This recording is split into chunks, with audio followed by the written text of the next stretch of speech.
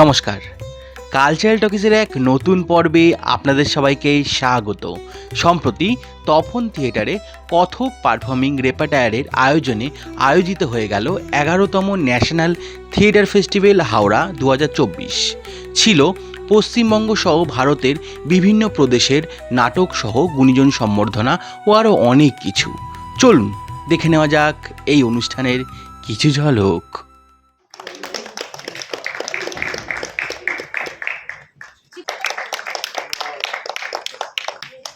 এবার আমাদের কথক কথা প্রকাশিত হচ্ছে 14 তারিখ।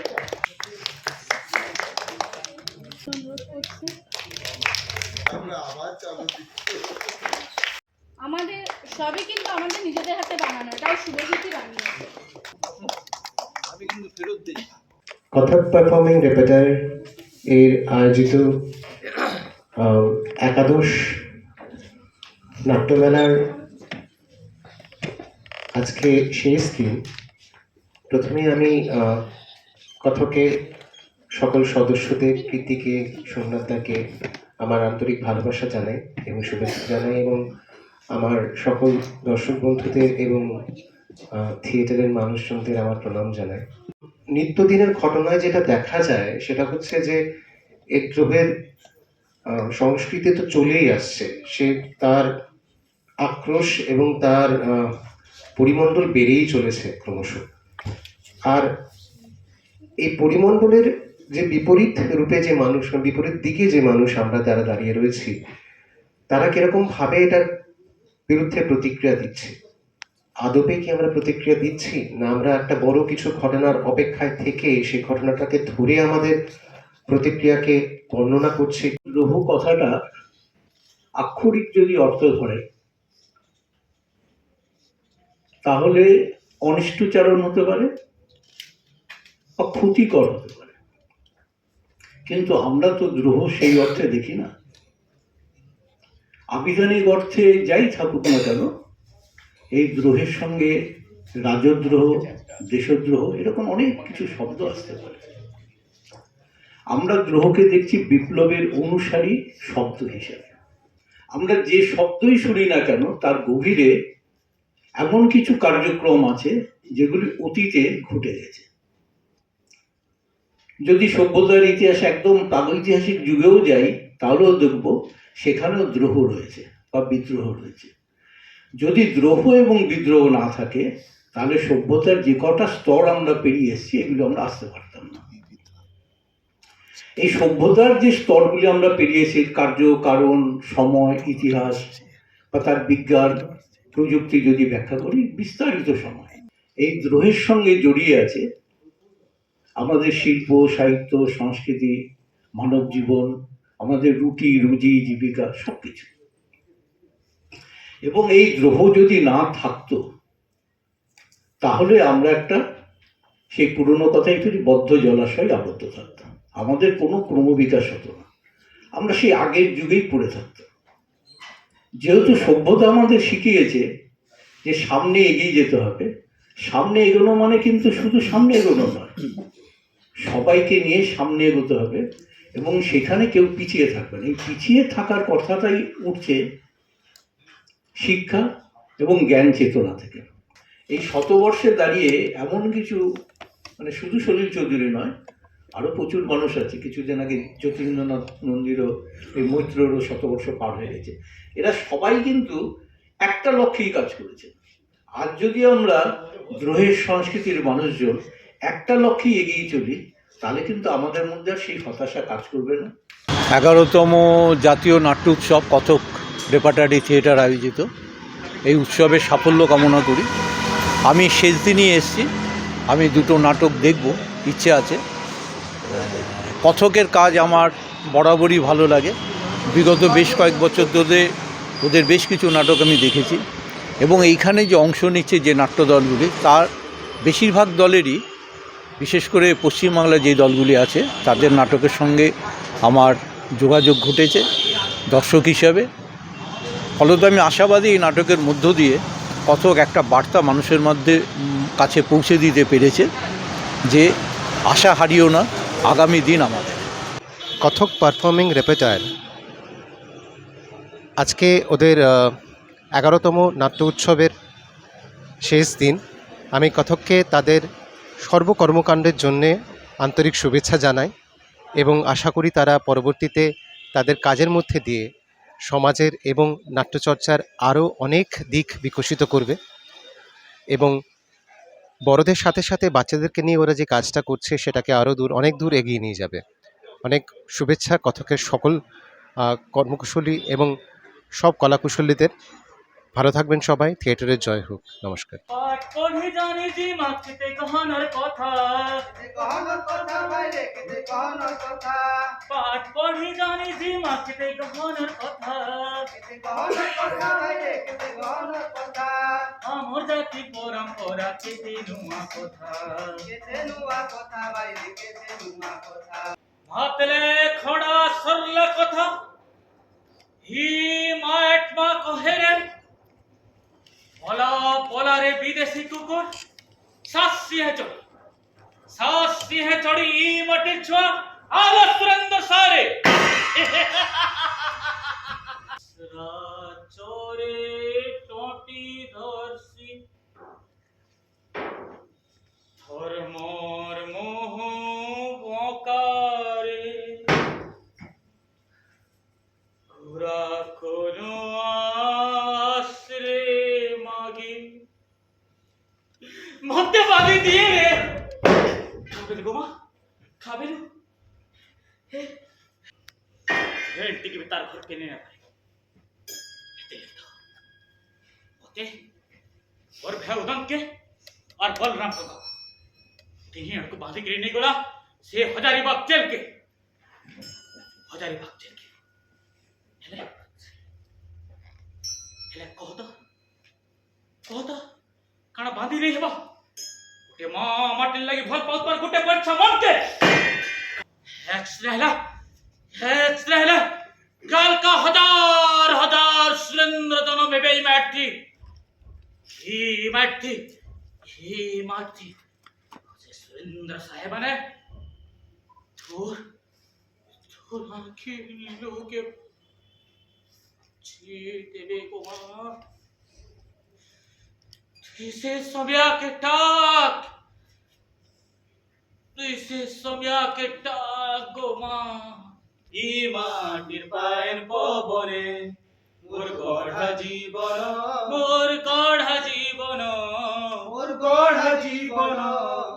ই মাটির পায়ের পবনে।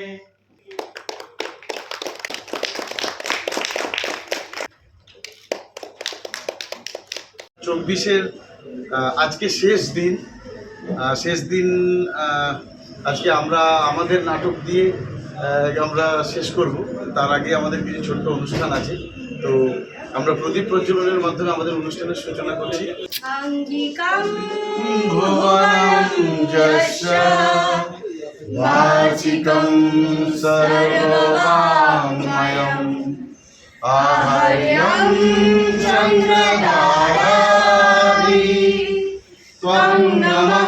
सत्तिकं शिवं ओ नटदेवता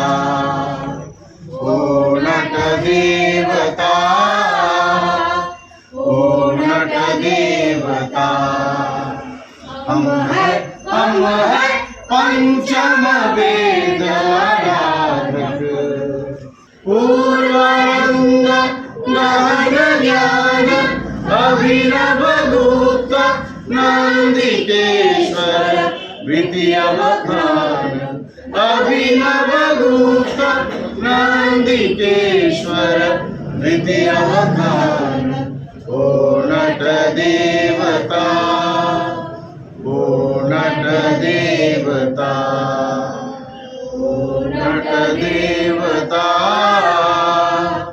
ओ नट देवता। একটা হচ্ছে যে আমাদের ছাত্রদের মধ্যে থেকে কাউকে যারা কথকে কাজ করছেন সেরা ছাত্র সেরা স্টুডেন্ট বলে, কিন্তু যেহেতু এবছর 18 বছর হয়নি, আপনারা জানেন আমরা গতকাল সেরা স্টুডেন্ট সৃজন ভট্টাচার্য এবং সেরা ছাত্রী সরস্বী পালকে চিহ্নিত করেছি, ওদের স্মারক সম্মান দিতে পারিনি।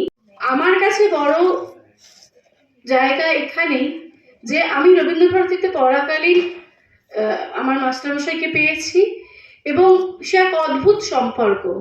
কখনোই আমি কোনোদিন দেখিনি ওনাকে রাখতে, কোনোদিন দেখিনি কাউকে বকতে, কিন্তু অদ্ভুত এক গাম্ভীর্য। কোনো বিষয় নিয়ে কনফিউশন তৈরি হলে বা আমরা দুষ্টুমি করলে উনি অদ্ভুতভাবে নদীতে তাকিয়ে থেকে বলতেন, এটা করলি তোরা, এটা মানে এটা করা যায় এরকম ভাবে।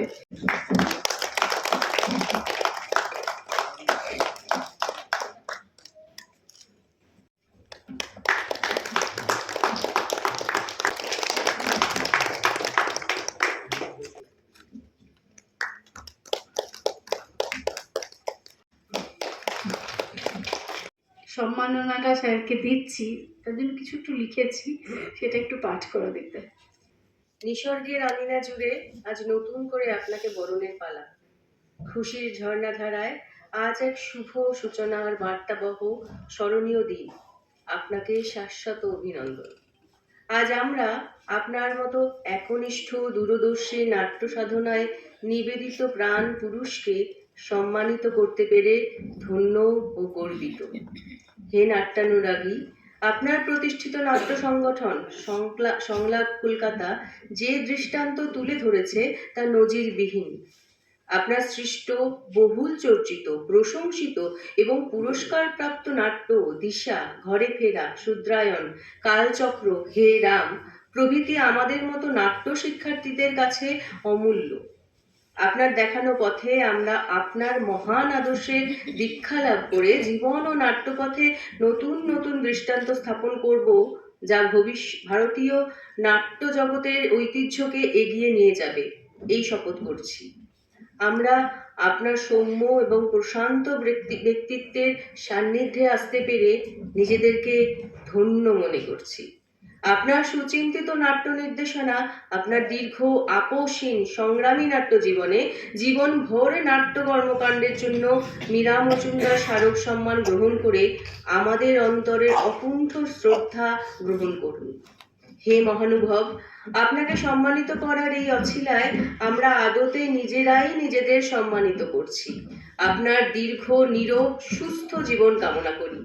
আমাদের প্রণাম গ্রহণ করুন। প্রণীত কথকরা। কটকের এই নাট্য উৎসবে যারা এসেছেন তাদেরকে আমার আন্তরিক শ্রদ্ধা, ভালোবাসা।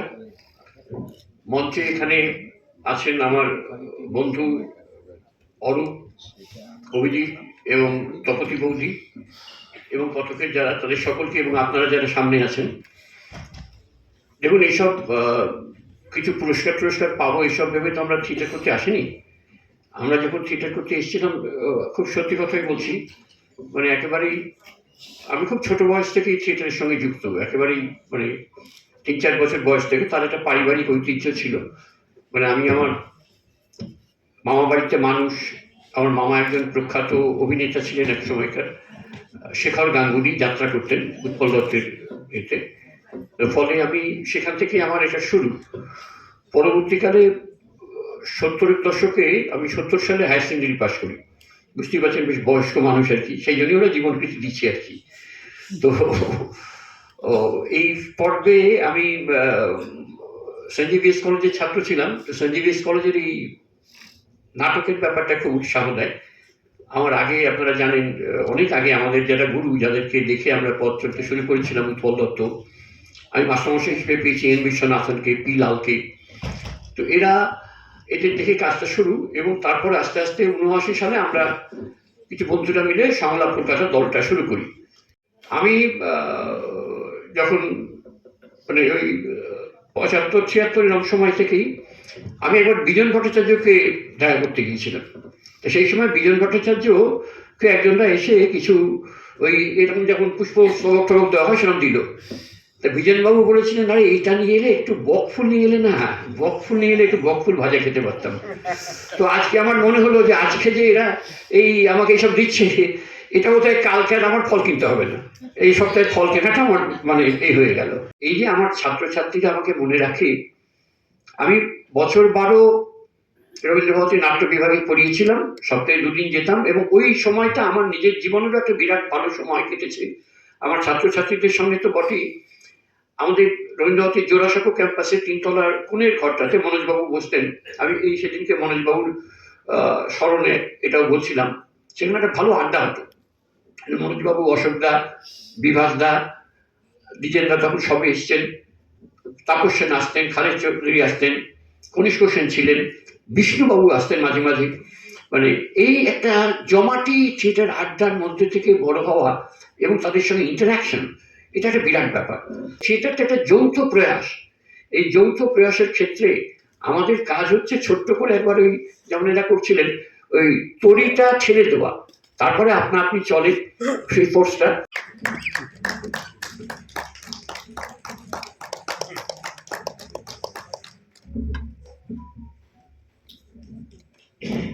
অনেক দলটিকেই সম্বর্ধিত করছি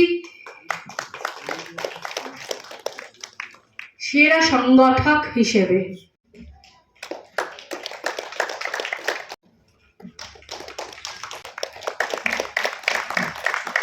কেয়া মজুমদার স্মারক সম্মাননা 2024, প্রাপক অনেক নাট্যদল। নাট্যযাপনে সাংগঠনিক কর্মকাণ্ডের প্রতি আপনাদের নিষ্ঠা ও একাগ্রতা আমরা কথকরা শ্রদ্ধার সঙ্গে স্মরণ রাখতে চাই। আমি মনে করি আমাদের হাওড়ার সেরা সংগঠক বাদল দে, তা নাহলে 31টা দলকে এইভাবে ধরে রাখতে পারেন না।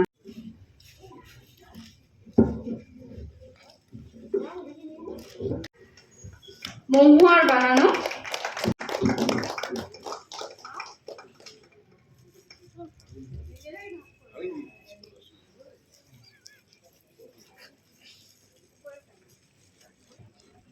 এই সম্মানটা আসে সংগঠনের জন্য। সেই হিসেবে আজকে আমি এবং আমরা ভীষণভাবে আনন্দিত। একটা জিনিস আমরা অনেক সময় মাথায় রাখি না, দর্শক বলুন বা যারা থিয়েটারের সঙ্গে অন্যান্যভাবেও যুক্ত আছেন, যে থিয়েটারটা হতে পারে না যদি না কোনো শক্তিশালী সংগঠন থাকে। আমার নিজের কানে শোনা, একদিন সৌমিত্র চট্টোপাধ্যায়, ওনাকে কেউ প্রশ্ন করেছিল যে আপনি সিনেমা ছেড়ে এখনো পর্যন্ত থিয়েটারটা ঠিক চালিয়ে যাচ্ছেন সিনেমার সঙ্গে, কি করে করছেন? বলেছিলেন, থিয়েটার আমার প্রথম প্রেম, থিয়েটারটা আমি চালাবো, আর থিয়েটারটা চালাতে পারছি। আমি থিয়েটার করতে চাই বললেই তো থিয়েটার করতে পারতাম না। থিয়েটারটা চালাতে পারছি বিলু দত্তরা আছে বলে। আসলে এই দলটি যিনি প্রতিষ্ঠা করেছিলেন, অমলেশ চক্রবর্তী, তাকে সারা বাংলা এবং ওপার বাংলার মানুষজনও জানেন একজন অত্যন্ত দক্ষ সংগঠক হিসেবে। একদল মানুষ আর একদল মানুষের বিপদে, আরেক দল মানুষের ভালো মন্দ ভাবনাগুলো নিয়ে ভাবে। আর একদল মানুষ থাকে যাদের একটু গা বাঁচিয়ে পিঠ বাঁচিয়ে চলা অভ্যেস, যারা নিজেদের টুকু নিয়ে ভাবতে বেশি অভ্যস্ত। তো অমলেশ চক্রবর্তী আমাদের সংগঠনের যে শিক্ষাটা দিয়েছিল সেটা এরকমই, যে উৎসব যে আমরা করি, গঙ্গা যমুনা নাট্যোৎসব, সেটা করার জন্য যদি কখনো আমাদের আর্থিক সঙ্গতি নাও থাকে, তাহলেও যেন আমরা আন্তঃবিদ্যালয় নাটক প্রতিযোগিতাটা চালিয়ে যাই। আর এটা আমরা জানি যে থিয়েটার সমাজের সাথে কথোপকথন, থিয়েটার সভ্যতার মানদণ্ড। যে কোনো সভ্যতায় থিয়েটার বলে দেয় যে সেই সভ্যতাটা কেমন। সবসময়ই আছি ওদের সাথে। আগে বলতো তোমরা আসো না, তো গত 1 বছর আমি হিসেব করছি সবেতেই নিয়ে চলে যাচ্ছে। কখনো বরণ করছে, কখনো কাউকে দিয়ে প্রাইজ দেওয়াচ্ছে। আমার লেখাতে সবসময় প্রতিবাদ থাকে, কারো মনের সঙ্গে সেটা মিলে যায়, মিলে গেলে সে লেখাটাকে আত্মীকরণ করতে পারে, যেমন কথক করেছে। প্রীতি যেটা করেছে সেটা খুবই কৃতিত্ব দেবার মতো কাজ করেছে। আরো পৈশাচিকতা, আরো মনুষ্যত্বের অপমান। খুব পবিত্র সেই জল। হ্যাঁ হ্যাঁ জানি, ঈশ্বরের পবিত্র জল। এই জল নাকি গায়ে লাগালে সমস্ত দুরারোগ্য চর্মরোগ নিমেষেই ভালো হয়ে যায়। আমি নিজে আগে সেরে উঠি, তারপর পরিবারের সকলকে নিয়ে আসবো, সবাইকে সুস্থ করে তুলবো। ওইগুলো শালা নয়, মানুষের ভেসে আসা মল। যা যা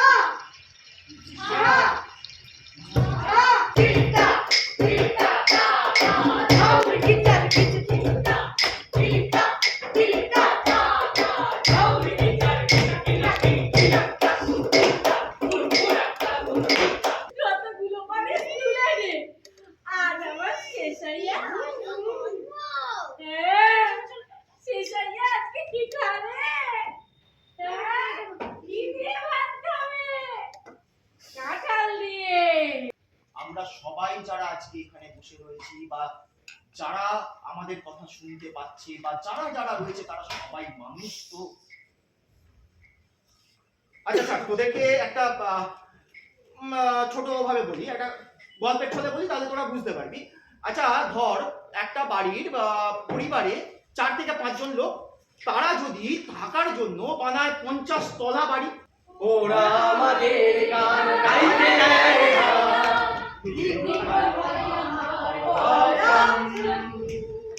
আমরা আমাদের গান গাই, ওরা চায় না, ওরা চায় না, আমরা আমাদের গান গাই।